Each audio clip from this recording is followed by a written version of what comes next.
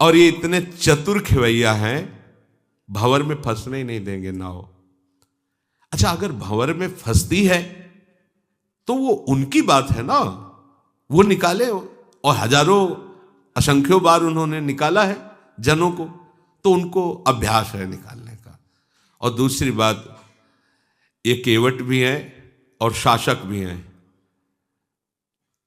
कोई भी तत्व ऐसा नहीं, चाहे जल तत्व, वायु तत्व, कोई ऐसा नहीं जो इनके शासन में ना हो।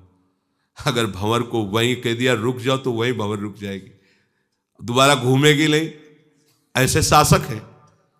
हम लोग क्या करते हैं कि प्रभु का भरोसा तो सुन सुना के लेना चाहते हैं, पर हमें विश्वास नहीं होता। हाथ पैर बिना मारे हमें चैन नहीं पड़ती। क्या विश्वास? हम हाथ पैर भी मार रहे हैं और नाव में बैठने की बात भी कर रहे हैं, भाई नहीं बनेगा।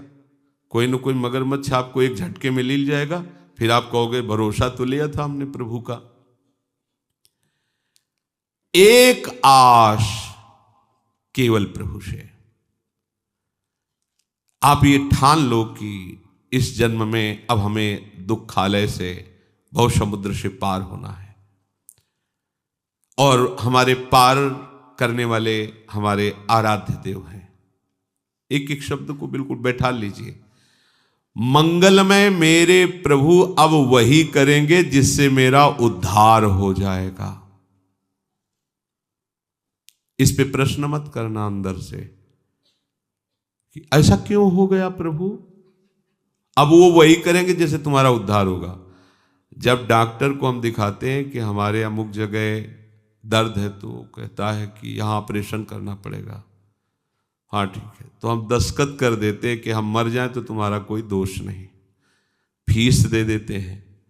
अब उससे ये नहीं कहते कि यहां चीरना, इतना चीरना, नहीं। वो जैसे चाहे, क्योंकि हमें पता है वो डॉक्टर है, वो उतना ही चीरा लगाएगा जिससे वो विकार नष्ट हो जाए। हम एक पार्थिव बुद्धि वाले डॉक्टर पर तो इतना भरोसा करते हैं, सर्वज्ञ सर्वशक्तिमान प्रभु पर इतना भरोसा नहीं करते। कोई प्रतिकूलता रूपी चीरा लगाया तो ये लो अपनी कंठी माला, 10 साल से भजन करें, यही फल दिया आपने। एक लड़का था उसको भी उठा लिया, थोड़ा धन आता था उसको भी हटा दिया, सब क्या है। एक भगत था उसको भी अश्रद्धा करवा दी, अब क्या है, क्या है, क्या 10 साल से माला आपका चला रहा हूं। ऐसा नहीं है। देखो ध्यान रखना, हम लोग इसी क्वालिटी के मरीज हैं। ठीक होना चाहते हैं पर अपने अनुसार डॉक्टर को चलाना चाहते हैं। देखो इतना यहाँ काटना बस है, मरीज के अनुसार डॉक्टर चले तो मरीज मर जाएगा, मरीज ठीक नहीं होगा। डॉक्टर के अनुसार मरीज को चलना ही होता है। भगवान का आश्रय शब्द बहुत ध्यान से सुनना। ये एक ऐसी शक्ति है जो सारे विधान को पलट देती है। गजब की बात। हमारे बुरे से बुरे प्रारब्ध को, हमारे भाग्य को, परिस्थिति, सारे के सारे विधान को पलट देती है। क्या? साधना नहीं, आश्रय की बात हो रही, ध्यान रखना, नाव में बैठने की। भगवद आश्रय सारे के सारे विधान को पलट देता है। सच्ची बात, सच्ची बात, सारे के सारे विधान को पलट देता है। एक वैश्या के दरवाजे पर बैठा उसकी कृपा की बाट जो होता रहता है, वो मुस्कुरा दे, वो देख ले वो। और धन लोभी वैश्या केवल धन के लिए ही उसे प्यार करती, धन नहीं रहा धक्का मार के बाहर कर दिया। क्या स्थिति है इस हृदय की, जिसने जिसके लिए सब कुछ न्यौछावर कर दिया, वो केवल धन से प्यार करती है, हटा दिया। और जब प्रभु की शरण में गया, क्या महामहिम स्वरूप प्रकाशित हो गया, पूरा विधान पलट दिया। क्या उसका भाग्य वैश्यागमन करने पर बन रहा था? ऐसा ले ली, पूरा विधान पलट दिया।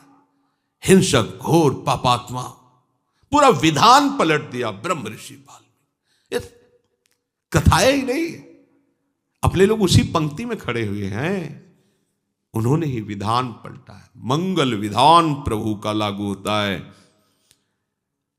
वहां हमें विश्वास की आवश्यकता है। भगवदाश्रय में विश्वास की आवश्यकता। पहली बात तो ये समझ लो कि जितनी भी शक्तियां हैं सब श्री कृष्ण के शासन में हैं। भागवत में, अन्य ग्रंथों में, मेरे भय से मृत्यु भयभीत होकर काम करती है, मेरे भय से सूर्य तपता है, भगवान बोल रहे। कोई भी ऐसी शक्ति नहीं जिसके स्वामी श्री कृष्ण ना हो। और प्रभु सौहार्द भरे हृदय से अपने शरणागत को जैसा प्यार करते हैं, आज तक कोई ऐसा शरणागत वत्सल नहीं देखा गया।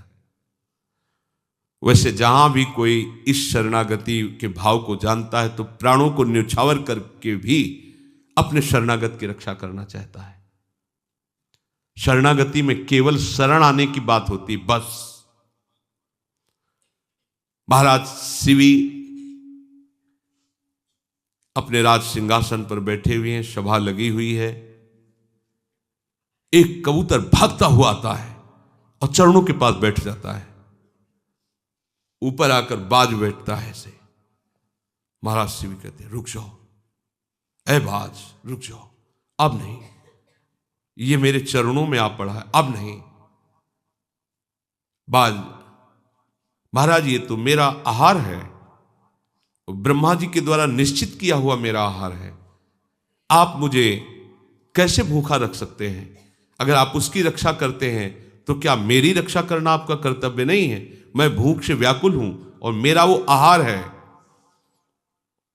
ठीक है, आप मांस का आहार करते हैं, आपको मैं मांस मंगा देता हूं और आप उसे पा लीजिए। नहीं, मुझे प्रिय है ये कबूतर, मुझे यही पाना है, ये तो नहीं दे सकता क्योंकि मेरी शरण में आ गया।